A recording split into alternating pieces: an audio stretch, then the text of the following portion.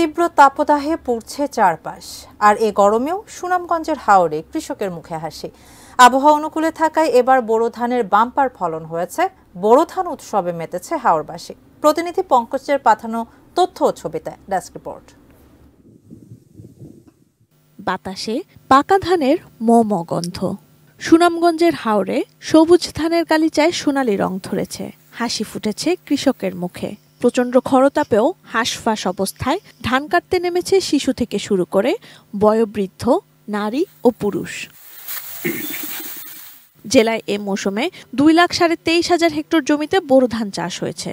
উৎপাদন লক্ষ্যমাত্রা ধরা হয়েছে 13,70,202 মেট্রিক টন।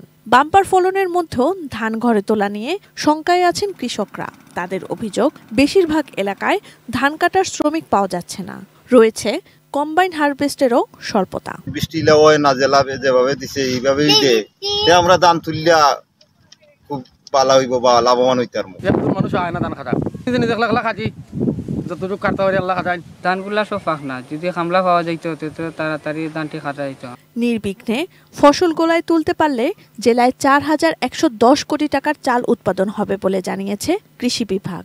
আর জেলা প্রশাসক জানালেন, ধান কাটা শ্রমিক বা কম্বাইন হারভেস্টের সংকট নেই। আমরা ইতিমধ্যে যে ফলন পাচ্ছি বিঘা প্রতি 18 থেকে 19 মন উপসি জাতের এবং হাইব্রিড জাতের প্রায় 24 থেকে 25 মন, এবং আমরা ধারণা করছি যে আমাদের যে ফলন, এই ফলনের যে লক্ষ্যমাত্রা এর চেয়ে আমরা বেশি ফলন পাবো। শ্রমিকের সংকট আমাদের জানা মতে নেই, তবে উপজেলা নির্বাহী অফিসার সহ সংশ্লিষ্ট সকলকে নির্দেশনা প্রদান করা হয়েছে, যদি এই ধরনের কোনো সংকট দেখা দেয় বা লোকপাথর শ্রমিক রয়েছে তাদেরকে যেন এই ধান কর্তনের কাজে নিয়োজিত করে।